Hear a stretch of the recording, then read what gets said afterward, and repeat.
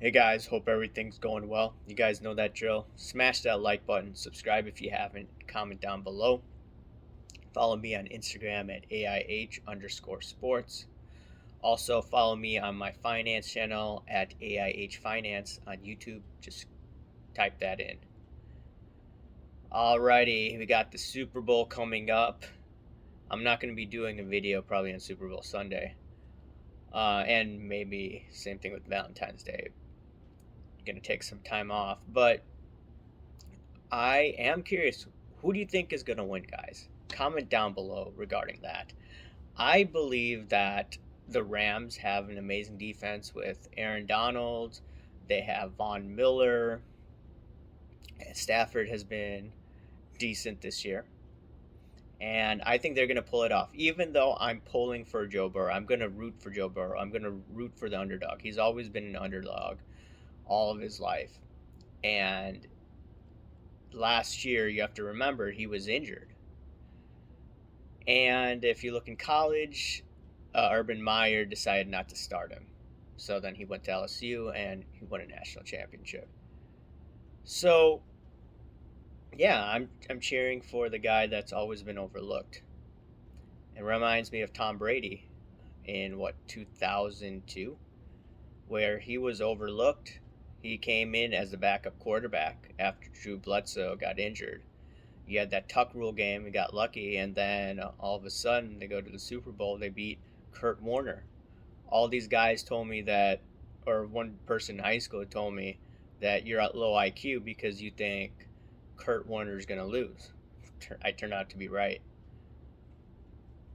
Regardless, I want to now talk more about the Super Bowl and the football cards associated with all of this.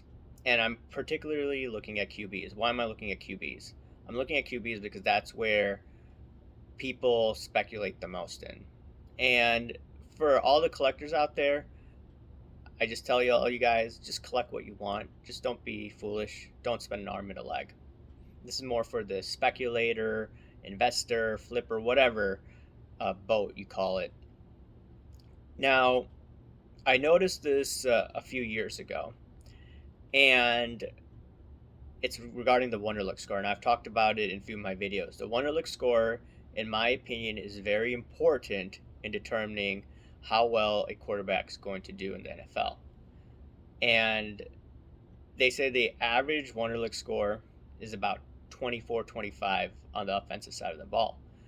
And to be a quarterback, you should be able to read the defenses. If you can't read the defenses and you have a low IQ, then you're not going to succeed.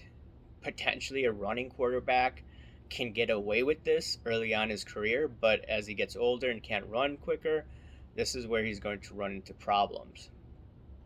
And I just looked at the data of all of the quarterbacks in the last 20 years. And why did I go the last 20 years? This was, I think, when Kurt Warner beat the Titans in the Super Bowl. This was in the year 2000. I'm going back to then because that's when all of the offenses had a shift, in my opinion. With I think it was Mike Mertz, and they had the greatest show on turf with Kurt Warner and Terry Holt. That was amazing to watch. Offenses became very complicated at that moment. I believe Kurt Warner was in the Reno League, so he was very quick on his feet. He had to throw the ball very quickly, which allowed him to succeed in the NFL. Granted, he did have a few seasons where he struggled, but regardless, he still won a Super Bowl. He won the MVP twice, from my memory. Now, I compiled the data from 2000 all the way to this current Super Bowl, and I calculated the average Wonderlic score of quarterbacks was a little over 29. Okay. And I could not find the Wonderlic score of Kerry Collins, who was the Titans quarterback, and also I could not find the Wonderlic score of Brad Johnson, who I believe was the quarterback of Tampa Bay when they won it, 17, 18 years ago? Or maybe it was more than that, close to 20 years ago. Now, I'm just looking at the lowest Wonderlic score winner in the last 20 years, and that was Trent Dilfer, who was with the Ravens, and he had a very solid defense. Okay, now he only won one Super Bowl. And you go year by year by year, you see high IQ individuals. Okay, that doesn't mean that a low IQ individual can't get into the Super Bowl. McNabb got in 2004. His Wonderlic score was 15. Cam Newton, I think, had a Wonderlic score of 20 or 21. So you could still get there, but I believe it's much harder for an individual who does have a lower Wonderlic score. And the defense could carry the load, or if the guy is young and he runs fast, those guys could potentially buck the trend, or not buck the trend, but could definitely be the oddball out. Regardless, this year I saw that Stafford's Wonderlic score was 38, and I looked at Burrow's Wonderlic score. It was what, in the not mid 30s, maybe like 32. I don't remember off the top of my head. So these guys are above average. The average is about 24, 25 on offense. So year by year, you look at all of these guys, they have average or above average intelligence levels, and they are winning the Super Bowl. Mahomes is 24. He hits the average, but he is definitely a superior athlete, which makes him that's how he separates himself from all the other quarterbacks. He doesn't rely on intelligence. And I'm not saying he's dumb. I'm just saying, just looking at this metric of Wonderlic. There are other metrics for quarterbacks as well. I discussed this last few weeks, or a few weeks ago, the height, the size of the hand, etc. Now, in terms of speculating, investing in quarterbacks, now this knowledge is out there. Offenses are much more complex. There's all this analytics. People have much more advanced scouts than they did back in the day, or scouting. With all this information, in my opinion, anyone speculating in low IQ quarterbacks, if they're doing it for the long run, with Wonderlic scores below 24, those guys, while they may make money for a quick flip. For instance, if they buy it in the off season, they have a few good games, you sell it, okay, you can make people could make money that way. But if they're doing more of a longer term play, in my opinion, putting money in a low Wonderlic score guy is not the best idea. And I talked about this before too, and Jalen Hurts, I have a positive view of him especially after those fans fell in Washington Stadium. I forget what it's called. Is it called RFK? I don't know what it's called. They fell down, and he was quick to help them get back up. And all the Washington staff, they were just a bunch of a-holes. And Jalen Hurts, he handled himself really well. Now, despite me having a positive view of Jalen Hurts, he doesn't have the highest Wonderlic score.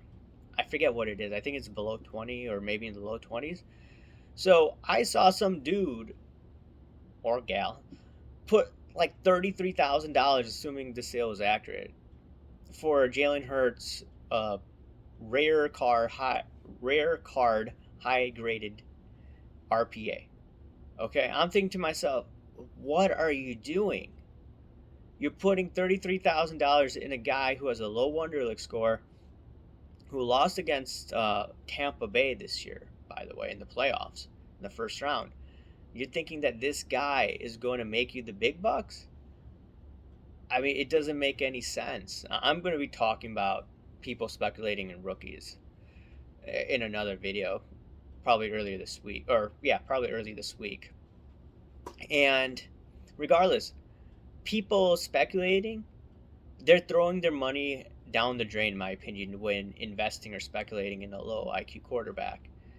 Same thing goes with Kyler Murray. I think Kyler Murray, by the way, is a very talented athlete. I believe he was drafted 9th by the Oakland Athletics.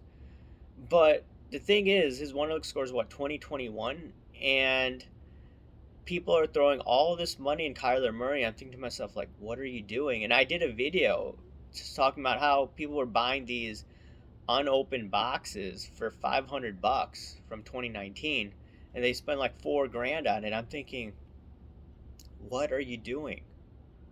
This guy is not going to hold up well, in my opinion, against the stellar defense. And that's what happened in the first week of the playoffs when he played the Rams. The Rams absolutely destroyed the Cardinals. Thing is, these running quarterbacks, while they may be successful in the season, it's hard for them to excel in the playoffs when they're dealing with sophisticated defenses, and especially when they aren't the most intelligent guys out there. And I don't know. I just see time in and time out. Lamar Jackson, his Wonderlic scores 13, does phenomenal during the season. Now he's getting older, he's getting hurt a little more. He's not going to be as effective. And I remember people were throwing down at least, I don't know if it was $100,000. Someone threw a bunch of money last February, and those guys are in huge underwater in their RPA purchase. It was a high graded card, I get it, but I don't know. It doesn't make sense to me with all the speculation. And if you just look at the data, you don't need to do a deep dive of analytics like these teams do, but I'm just looking based on Wonderlic score. And the last 20 years of data shows, okay, individuals with higher Wonderlic scores, higher IQs, can read defenses better, know what's going on the offensive side of the ball, can make audibles, can make adjustments, and they will probably do the best. I mean, it's the last 20 some years, and the lowest IQ guy was Trent Dilfer, but the defense was loaded with Ray Lewis. Bill Belichick, I believe the coach was. So, yeah, these are my 2 cents on this. I know some people may not agree with the Wonderlic score. I'm curious to see what you have to say about this, but the stats, they don't lie the last 20 years. Anyways, guys, let me know what you think. Smash that like button, subscribe if you haven't, comment down below, guys. Thanks, bye.